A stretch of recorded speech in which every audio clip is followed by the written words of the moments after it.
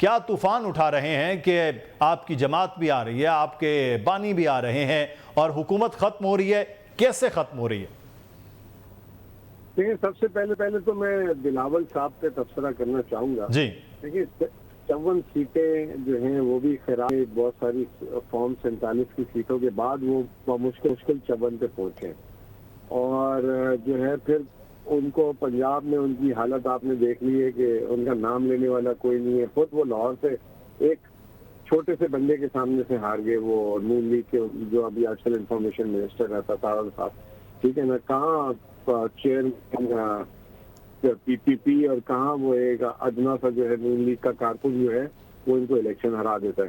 सिंध से बाद वो इलेक्शन खुद नहीं लड़ सकते, एक लड़ने की कोशिश की, उसका हाल आपने देख लिया। केपी में तो उससे भी बुरा हाल है उनका।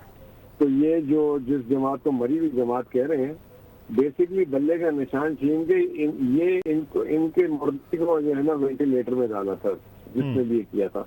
तो पहले अपनी हालत तो देख लें, इनके पास क्या है क्या नहीं है, दूसरों पे कमेंट करने से बेहतर है। नंबर 1।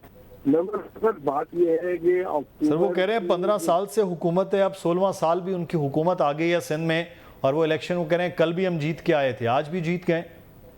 सिंध में भी बेचारे सिंध में भी पूरा नहीं जीते ना। देखें 15 हम भी तीसरी दफा भी केपी में जीते हैं। पहली दफा 51% हमारी वोट थे, दूसरी दफा हम जीते 2/3 मेजोरिटी थे, इस दफा हम 90% हमारा मैंडेट मिला। ये तो आज भी बेचारे वही जो इंटीरियर सिंध की जो इनके पास सीटें हैं, फिर उसके बाद आगे पीछे करके शहरी सिंध की एक सीट नहीं ले पाते ये।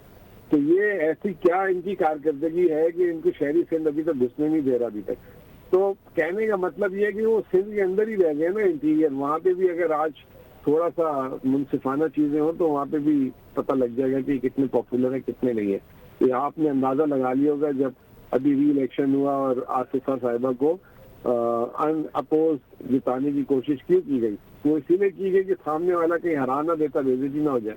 तो बहरहाल वो बातें अपनी जगह करते रहेंगे और फिर वो 2-2 महीने की छुट्टियों पे चले जाते हैं, कहाँ चले जाते हैं, एकदम उनको जुनून चढ़ता है और वो अपना फिर एक बयान दे देते हैं आके।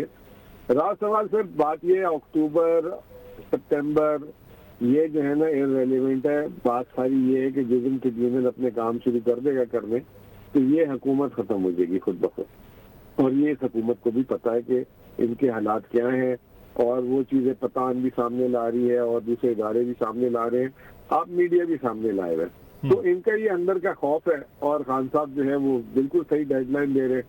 अभी ट्रिब्यूनल्स को भी जबरदस्ती एक ऑर्डिनेंस ला के रोका गया, अब वो ट्रिब्यूनल पे फैसला भी नहीं दिया जा रहा। लाहौर भेज दिया था कंसल्टेशन के लिए चीफ जस्टिस साहब को, लाहौर की चीफ इलेक्शन कमिश्नर को लाहौर की नई चीफ जस्टिस से मिलने के लिए, वो दोनों की मुलाकात भी हो गई है, लेकिन काजी साहब पटीशन ही नहीं उठा रहे अभी तक उसकी। तो वो क्यों नहीं उठा रहे? जिस दिन ये उठेगी खुद ब खुद हो जाएगी बात। तो वो इलेक्शन का लदम तो जब अभी डिटेल जजमेंट भी आने दें, उसमें पता लगेगा कि 8 फरवरी के इलेक्शन में क्या हुआ है और जो 13 तारीख को जब बदला लिया गया था उसके बारे में जब डिटेल्स आएंगी तो वो एक खौफ है जो तो आप जजमेंट का इंतजार कर रहे हैं मुज़म्मिल असलम साहब, या फिर कोई मार्च करने का इरादा है, कोई जलसे करने का इरादा है, कोई अडयाला की तरफ जाने का इरादा है? आधे आपके लीडर्स कहते हैं कि पूरी एक तहरीक और रैली की सूरत में हम जाएंगे, आधे कहते हैं कि अभी इस पर प्लान ही नहीं किया।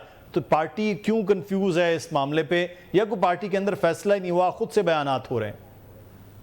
नहीं देखिए, बात ये नहीं है। अभी पार्टी के जो आपने देख लिया, एक 5 अगस्त का जलसा था, उसके बाद अब एक 22 अगस्त के जलसे की बात आ रही है इस्लामाबाद की।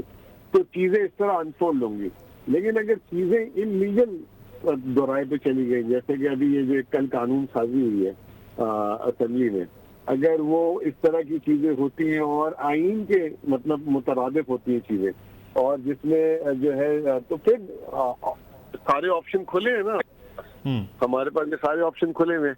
फिर लॉन्ग मार्च भी हो सकता है, धरना भी हो सकता है, बट उसकी कोई अभी हतमी डेट नहीं है। बट ये ऑप्शन तो हमेशा से होते हैं।